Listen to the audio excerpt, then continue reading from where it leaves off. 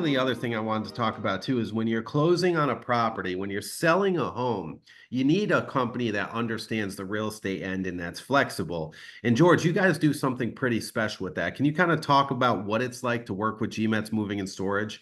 Yeah, so on the flexibility side, one, yes, I'm a fourth generation mover. The physical side of it, the making sure processes and procedures are made and followed is the first step at GMetz Moving. But the biggest thing I think that we do differently for the customer service side of it for us is we have to understand the industries that we're working with. So working with a professional like yourself, knowing the ins and outs of your industry makes us be a better service provider across the board.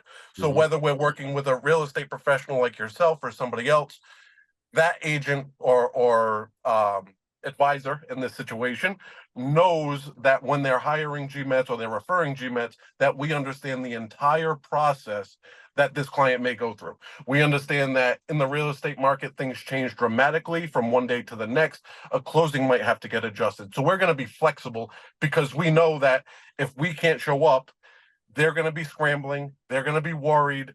So when you're a customer, you are a customer until the day you move. And then after you move with us, you're a customer for the rest of your life, your generation's life, because you're going to be passing on the information that you had in front of you. People say, hey, what do I do with this? I can't store it. Or, hey, I can't move this massive couch, or I can't move this bedroom set. Well, perfect. What you're going to do is you're going to hire GMetz Moving and Storage. They're going to go to your home. They can go for a few hours, whatever it Yep. takes, and either relocate that furniture down to your basement, garage, or storage area, and or put it in storage for you. Okay, so those are a couple different things that George, outside of moving, of course, that we use your company for on the regular. And Yep. I do want to share this one point. A staged home sells for 1 to 2% higher, and with, I want to say, it's about 10 days on market average.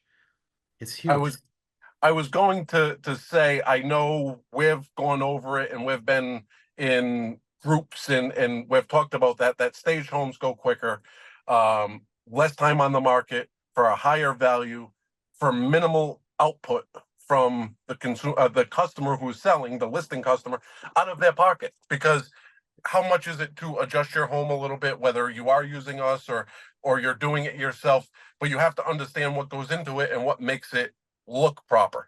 So again, we are not stagers by any means, but we do know what is a clear path. We do know making sure that you can make it down a hallway and not be walking up against boxes is something that is definitely going to turn away a buyer. If you have to walk down a hallway sideways because you're sidestepping boxes, that customer is thinking that hallway is much smaller, even though it might be a 4.5 foot, 5 foot wide hallway, but you have 2 feet worth of boxes sticking into it. Now all of a sudden that hallway is now thinner. George, you hit the nail on the freaking head. Do you know the reason, the number one reason why homes don't sell in New England? Clutter Yes, would be my guess. lack of storage, right? So houses on slab take longer to sell. Yep. Houses do not have storage space, traditional storage space, and or that look cluttered. They sit or they sell for less. Sit or sell for less. That's it. So you want to make sure that you're taking the proper steps. So even when you're preparing to do that, I always tell everybody, just like we tell our people and we train our people, do one room at a time, make sure it's packed, prepared, staged the way it should be. And then if it is taking up too much space, try to find the outlet, whether it is to our storage, taking it off site. We do an on-site storage container if you want to do something along those lines. You want to make the house look appealing. And the best way to do that is to be minimal. I know we've talked about it. Depersonalize it, get rid of family pictures, get rid of the stuff that makes it your home and make it something that everybody could say, oh, I could put my family picture there, or this would be a great location for that. So you want to have it empty enough, but also enough stuff in it where the new buyer can see the potential in how their stuff could potentially work in that situation.